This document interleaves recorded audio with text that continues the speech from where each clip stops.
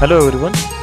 इस वीडियो में solid state physics का क्वेश्चन करेंगे। ये क्वेश्चन CSIR नेट नवंबर 2020 में आया था एंड बहुत बच्चों को इस क्वेश्चन में कंफ्यूजन थी एंड वो देखेंगे कहाँ पे कंफ्यूजन थी एंड बहुत बच्चों ने ये क्वेश्चन गलत भी कर दिया था, नेगेटिव मार्किंग भी होगी थी। देखेंगे कैसे करना था इस क्वेश्चन को। एंड अगर आपने मेरी पहले वाली वीडियो देखी होगी एक्सरे डिफ्रैक्शन में, तो I think you will be able to do. जिसने देखी होगी तो वो ईजिली कर सकते हैं ये क्वेश्चन को, ठीक है। Let's see. ये CSIR नेट नवंबर 2020 में आया था and this is of 5 marks question का था एंड बहुत इजी क्वेश्चन था अगर आपको आता है तो, ठीक है। वरना आपको अटैम्प्ट नहीं करना चाहिए अगर आपको नहीं पता ये क्या है, ठीक है। तो क्वेश्चन है, a lattice is defined by the unit vectors. A1 vector ये दे रखे हैं, A2 this and A3 is this, where A is greater than 0 is a constant. A constant है। The spacing between the 1 0 0 plane of the lattice is, तो spacing मतलब planes के बीच में spacing बतानी है, इसको क्या कहते हैं, interplanar spacing। जब मैंने एक्सरे डिफ्रैक्शन बताया था वहाँ पे मैंने interplanar spacing का बताया था कि कैसे कैलकुलेट करते हैं डिफरेंट सिस्टम की। Interplanar spacing. यहाँ पे क्या 3 वेक्टर्स दे रखे हैं, 3 यूनिट वेक्टर्स दे रखे हैं। These are primitive lattice vectors किसी भी लैटिस के। A1 है AI कैप एंड A यहाँ पे कांस्टेंट है, इट इज़ ग्रेटर देन 0।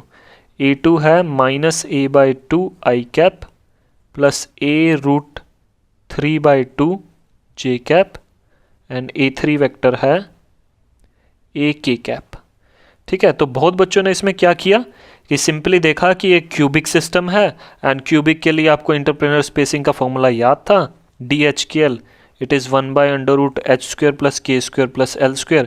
वो फॉर्मूला लगा दिया और वहाँ से आपने कैलकुलेट कर दिया, बट दिस इज़ रॉन्ग, ठीक है। ये क्यूबिक सिस्टम नहीं है, ये क्यूबिक सिस्टम नहीं है। कहाँ से नहीं है आप देखते हैं कैसे नहीं है। तो पहले तो आप देख लो कि इनका मैग्नीट्यूड क्या। ये तीनों डायरेक्शंस में हमें 3 वेक्टर्स दे रखे हैं जो प्रिमिटिव, इन्हें कहते हैं प्रिमिटिव लैटिस वेक्टर्स किसी भी सिस्टम के। अभी ये कुछ भी हो सकता है, क्यूबिक सिस्टम या हेक्सागोनल या मोनोक्लिनिक ट्राइक्लिनिक कुछ भी हो सकता है। तो हम एक बार चेक करते हैं पहले। ये प्रिमिटिव लैटिस वेक्टर्स हैं, these are primitive lattice vectors. पहले इसका मैग्नीट्यूड चेक करते हैं। A1 का मैग्नीट्यूड क्या होगा, A1 वेक्टर का magnitude it is A। A2 vector का मैग्नीट्यूड क्या होगा, इट विल बी √A/2 का स्क्वायर प्लस A√3/2 का स्क्वायर, ठीक है। क्या आएगा, √A²/4 plus 3A²/4 and that will be 4A²/4 हो जाएगा, 4 कैंसिल हो जाएगा तो ये A ही आ जाएगा। तो ये भी A आ गया एंड A3 के मैग्नीट्यूड निकालेंगे वो भी A आएगा, ठीक है। मतलब A = B = C है यहाँ पे। मतलब A1 वेक्टर का magnitude is equal to A2 vector का magnitude is equal to A3 magnitude. तो यहाँ से तो अभी तक लग रहा है कि ये क्यूबिक सिस्टम है, बट अभी चेक करते हैं इनके बीच का एंगल। एंगल कैसे कैलकुलेट करेंगे, आपको पता है कि किसी भी 2 वेक्टर के बीच का एंगल कोस थीटा से हम निकाल सकते हैं। कोस थीटा होता है किसी भी, अगर A वेक्टर यहाँ पे है एंड B वेक्टर यहाँ पे है, तो अगर इन दोनों के बीच का एंगल निकालना है तो इसको कोस थीटा करके इसके बीच का हम एंगल निकाल सकते हैं। कैसे, सिंपली कोस थीटा होता है A.B बाय A का मैग्नीट्यूड B का मैग्नीट्यूड, ठीक है। डॉट प्रोडक्ट करके, डॉट प्रोडक्ट से आता है ये A.B होता है AB कोस थीटा। तो यहाँ से कोस थीटा हम एंगल निकाल लेते हैं और थीटा कर देते हैं cos inverse A.B by A का मैग्नीट्यूड B का मैग्नीट्यूड। यही यहाँ पे करेंगे, एंगल निकालेंगे। एंगल सबसे पहले देखते हैं, angle between A1 vector and A2 vector, इनके बीच का एंगल देखते हैं एंड इसको मैं कोस θ1 से डिनोट करूँगा, θ1। θ1 होगा कोस inverse A1 vector dotted with A2 vector divided by A1 का मैग्नीट्यूड बाय A2 का मैग्नीट्यूड, ओके। θ1 आ जाएगा cos inverse A1 dotted with A2। A1 ये है AI कैप, A2 ये है, तो डॉट प्रोडक्ट करेंगे तो I कैप Y कैप वाले मल्टीप्लाई हो जाएंगे और J कैप वाला 0 हो जाएगा, तो -A²/2 आ जाएगा। Cos inverse -A²/2। A1 का मैग्नीट्यूड A2 का मैग्नीट्यूड, दोनों का मैग्नीट्यूड A ही आया था। सो यहाँ से कैलकुलेट करेंगे तो कोस इनवर्स माइनस हाफ। सो कोस इनवर्स माइनस हाफ को कैसे लिख सकते हैं, हाफ को लिख सकते हैं cos pi by 3, cos 60 degree half होता है, तो ये हो जाएगा कोस इनवर्स, इसको लिख सकते हैं cos pi minus pi by 3। सो ये आ गया pi minus pi by 3 which is 2 pi by 3 और 120 डिग्री। ठीक है, एंगल आ गया 120 डिग्री। तो यहीं से ही पता चल रहा है ये क्यूबिक नहीं है, क्योंकि क्यूबिक में क्या होता है कि तीनों एंगल्स, एक तो सबकी साइड्स भी सेम होती हैं, A equal to B equal to C होता है, एंड अल्फ़ा बीटा गामा वो 90 डिग्री के इक्वल होता है। ठीक है, तो सारे एंगल्स 90 डिग्री होते हैं एंड जो सारी साइड्स हैं वो इक्वल होती हैं। सो this is cubic system. Cubic system में ऐसा होता है। सो यहाँ पे एक एंगल तो 120 डिग्री आ गया है। अब सेकेंड एंगल देखते हैं, θ2। This is angle between A2 vector and A3 vector. So θ2 हो जाएगा cos inverse A2 dotted with A3 by A2 का मैग्नीट्यूड A3 का magnitude. So cos inverse A2 dotted with A3, A2 ये है dotted with A3। So dot product करेंगे, यहाँ पे आई cap जे cap है, यहाँ पे के कैप है। सो कोई भी यहाँ पे प्रोडक्ट दोनों जीरो हो जाएंगे, आई कैप डॉटेड विद के कैप जीरो हो जाएगा, जे कैप डॉटेड विद के कैप जीरो हो जाएगा, तो प्रोडक्ट जीरो आ जाएगा। तो that will be simply zero है तो पाई बाई 2 आ गया, एंगल पाई बाई 2 आ गया, कोस 0 पाई बाई 2 होता है। सो अब एंगल 3 निकालते हैं, that is angle between A1 vector and A3 vector. So that will be θ3 cos inverse A1 dotted with A3 by A1 का मैग्नीट्यूड A3 का magnitude, that will be cos inverse. Now ये A1 है आई cap direction में, A3 है के cap direction में। सो दोनों का प्रोडक्ट अगेन जीरो हो जाएगा, तो ये भी कोस जीरो हो जाएगा and cos zero pi by 2 होता है। सो कोस जीरो, ठीक है, कोस पाई बाई 2 लिख सकते हैं, तो पाई बाई 2 आ जाएगा। तो मतलब ये 90 डिग्री है, ये 90 डिग्री है। अब यहाँ पे पता चल रहा है हमें एक एंगल, दो एंगल तो 90 डिग्री हैं, बट जो तीसरा एंगल है वो 120 डिग्री का है। एंड जो हमने साइड्स निकाली, सारी साइड्स इक्वल हैं। तो ये कैसा सिस्टम होता है, this is a system of hexagonal. So ये हेक्सागोनल सिस्टम है, ठीक है। एंड नॉर्मल हेक्सागोनल सिस्टम नहीं है, क्योंकि नॉर्मल हेक्सागोनल सिस्टम में, जो नॉर्मल हेक्सागोनल सिस्टम होता है उसमें ए इक्वल टू बी होता है, but it is not equal to C, एक साइड अलग होती है। बट ये हेक्सागोनल सिस्टम है with all sides are equal. So ये एक स्पेशल सिस्टम है हेक्सागोनल का, जिसमें A equal to B equal to C है। So this is a HCP structure कहते हैं इसे, HCP लैटिस या फिर HCP स्ट्रक्चर, ठीक है। सो इसमें जो इंटरप्रेनर स्पेसिंग होती है, मैंने वो वीडियो में भी बताया था कि इसकी जो इंटरप्रेनर स्पेसिंग अलग होती है, उसे हम कैलकुलेट करते हैं। सो ये क्यूबिक वाला फॉर्मूला नहीं होता, ये थोड़ा अलग फॉर्मूला होता है। ऐसे ही मोनोक्लिनिक और ट्राइक्लिनिक में भी अलग अलग होता है। तो हेक्सागोनल का आपको याद होना चाहिए, एटलीस्ट हेक्सागोनल और क्यूबिक वाला, ये दो याद होने चाहिए। सो हेक्सागोनल के लिए होता है interplanar spacing 1/d² HKL is equal to 4/3 h² plus HK plus K² divided by A² plus L² by C²। So ये फॉर्मूला होता है हेक्सागोनल सिस्टम का इंटरप्रेनर स्पेसिंग का। सो हमें निकालना है 100 प्लेन के लिए। सो D100 निकालना है हमें, ठीक है। तो 1/D100 would be equal to 4/3। Now यहाँ पे HKL की वैल्यू है, H is equal to 1, K equal to 0 है, L इज इक्वल टू 0 है। सो H खाली 1 है, बाकी सारे 0 हैं, तो यहाँ पे 1 बच जाएगा, divided by A² plus L भी 0 है, तो ये टर्म तो 0 हो ही गई। वैसे भी अगर ये स्पेशल सिस्टम है जिसमें A equal to B equal to C है, तो आप इसको ऐसे भी लिख सकते हो 4/3 h² plus HK plus K² by A² plus L² by A², ठीक है। तो LCM लेके आप कर सकते हो अगर सिस्टम है। वैसे यहाँ पे L जब 0 ही है, अगर कोई और प्लेन निकालना होता है, जैसे D111 प्लेन निकालना होता है, जब ये टर्म इंपॉर्टेंट होती है, अभी तो इंपॉर्टेंट ही नहीं है ये टर्म, क्योंकि L 0 ही है, तो हमारे पास बस यही आ गया 4/3 A²।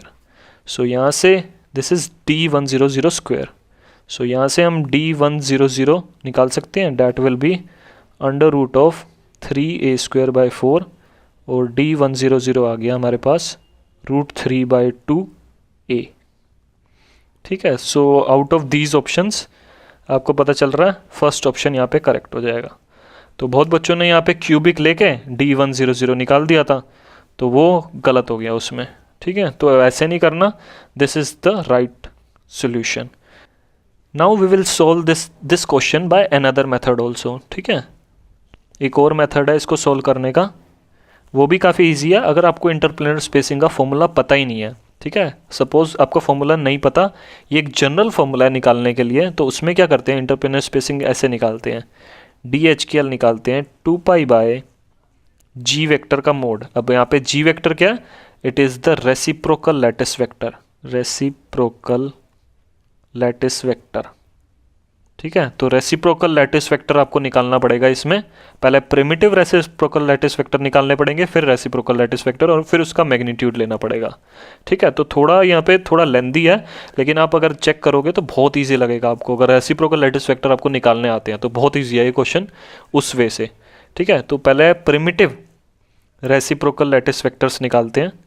Primitive reciprocal lattice vectors क्यों निकाल रहे हैं कि क्योंकि रेसिप्रोकल लैटिस वेक्टर होता है g vector, it is HKL जो यहाँ पे यूज़ होगा डैट आर, अब यहाँ पे मैं सबस्क्रिप्ट भी लगा देता हूँ, HKL A* vector A1* vector plus K A2* vector plus L A3* vector. HKL यहाँ पे मिलर इंडिसेस है, and A1 A3 A1 A2* A3*, these are primitive reciprocal lattice vectors जो हम यहाँ पे निकालेंगे, primitive reciprocal lattice vectors। ठीक है, तो उसका फॉर्मूला आपको पता ही होगा कि primitive reciprocal lattice vectors कैसे निकालते हैं। अगर आपको normal primitive lattice vectors पता है उससे कैसे निकालते हैं। अगर A1 A2 A3 जो हमें दे रखे हैं, these are primitive lattice vectors, primitive lattice vectors, then the primitive reciprocal lattice vectors are given by A1* ऐसे निकालते हैं, it is 2π A2 crosses with A3, these are primitive lattice vector का cross product जो दूसरे हैं दोनों, A1 निकालना तो A2 crosses with A3 divided by their volume, and volume यहाँ पे होता है A1 dotted with A2 crosses with A3, ऐसे ही निकालते हैं वॉल्यूम। किसी भी तीन वेक्टर्स अगर दे रखे हैं तो उसका वॉल्यूम ऐसे निकालते हैं स्केलर ट्रिपल प्रोडक्ट से। इसको स्केलर ट्रिपल प्रोडक्ट भी कहते हैं, स्केलर ट्रिपल प्रोडक्ट। ठीक है, अब यहाँ पे इसका सबसे पहले वॉल्यूम निकाल लेते हैं, जो हमें सिस्टम दे रखा था उसका वॉल्यूम निकालते हैं। A1 dotted with A2 crosses with A3 वो होता है, हम इसको कभी कभी ऐसे भी लिख देते हैं स्केलर ट्रिपल प्रोडक्ट को बॉक्स में A1 A2 A3, और इसको डायरेक्ट निकाल सकते हैं मैट्रिक्स से, ऐसे ही A1 के कंपोनेंट, A2 के कंपोनेंट, A3 के कंपोनेंट। ऐसे निकालते हैं स्केलर ट्रिपल प्रोडक्ट। ये आपको पता होना चाहिए कि कैसे निकालते हैं। यहाँ पे देखते हैं वेक्टर्स क्या क्या दे रखे हैं, AI माइनस A/2J प्लस ये A√3/2J एंड ये है AK। यहाँ पे A1 है, A1 तो I में ही है, A था, ये A00 हो जाएगा, एंड ये था minus A/2I and A√3/2J and K में 0, एंड ये तो खाली K था, तो ये हो गया ये। अब यहाँ से वॉल्यूम निकाल लेते हैं। वॉल्यूम आएगा, इसके अलोंग एक्सपेंड करते हैं, A into this minus this, ये तो 0 हो जाएगा, एंड बचेगा A²√3/2। हमारे पास आ गया A³√3/2। This is the volume of the unit cell, that is primitive lattice vector का वॉल्यूम आ गया। नाउ हम primitive lattice reciprocal lattice vectors निकाल सकते हैं। ये हो गया फर्स्ट रेसिप्रोकल लैटिस वेक्टर। ऐसे ही हमें बाकी सब भी निकालने हैं। A2* होता है ऐसे ही, जैसे ये नोटेशन लिखी थी वैसे ही होगा 2π, जो बाकी दोनों हैं उनका cross product, that is A3 crosses with A1 divided by the volume. ऐसे ही A3 स्टार वो हो जाएगा 2 पाई A1 crosses with A2 divided by the volume. Volume सब में यही रहेगा, स्केलर ट्रिपल प्रोडक्ट ही रहता है। ठीक है, तो अब यहाँ पे देखते हैं रेसिप्रोकल लैटिस वेक्टर होगा, क्योंकि हमें निकालना है इंटरप्लेनर स्पेसिंग जो निकालनी है D100 के कॉरस्पॉन्डिंग निकालनी है। तो वो हो जाएगा D100 हो जाएगा 2 पाई बाय G100 का मैग्नीट्यूड। ठीक है, तो G100 क्या हो जाएगा, वेक्टर अगर निकालेंगे reciprocal lattice vector G100 that will B, खाली ये 1 रहेगा, ये दोनों 0 हो जाएंगी क्वांटिटीज़, मतलब 1 into A1 star vector. So that will be A1 star only. So हमें खाली A1 स्टार ही चाहिए, तो A1 स्टार हम खाली निकालेंगे यहाँ पे। सो A1 स्टार हो जाएगा 2 पाई A2 crosses with A3 divided by the volume. So 2 pi A2 crosses with A3 करते हैं अब A2 crosses with A3। So cross product लेना है हमें A2 और A3 का, इन दोनों का cross product. So cross product लेते हैं, डिवाइडेड बाय देयर वॉल्यूम है, वॉल्यूम हमने निकाल लिया था, that is A³ √3/2 and A2 crosses with A3 मैं यहाँ पे ऐसे लिख रहा हूँ I cap J cap K cap, and A2 था -A/2 I cap and A √3/2 J cap and 0 K cap, और ये A3 था 0 A। ठीक है, तो यहीं से ही यहीं पे लिख लिया मैंने ऐसे ही। तो ये हो गया 2 पाई, 2 उधर चला जाएगा तो ये हो जाएगा 4 पाई, ऊपर चला जाएगा 4 पाई A³ √3 एंड यहाँ पे आ जाएगा, अब I कैप को देखते हैं, I cap this into this minus this into this, so A² √3/2 I cap plus, अब J कैप वाला देखते हैं, तो J कैप करेंगे, so minus J cap this into this minus this into this, so J cap तो 0 हो जाएगा, sorry this into this minus this, so minus of A²/2, minus पहले से था तो ये प्लस हो जाएगा, एंड A²/2 J कैप। तो ये आ गया हमारे पास A1 star. So A1 star को थोड़ा वो कर लेते हैं, A² कॉमन ले लेंगे, दोनों टर्म में A² है, सो यहाँ से A² कैंसिल होगा तो A बच जाएगा, 4 पाई बाय A √3 बचेगा √3/2 I कैप प्लस, यहाँ से A² हटा दिया था, सो हाफ J कैप।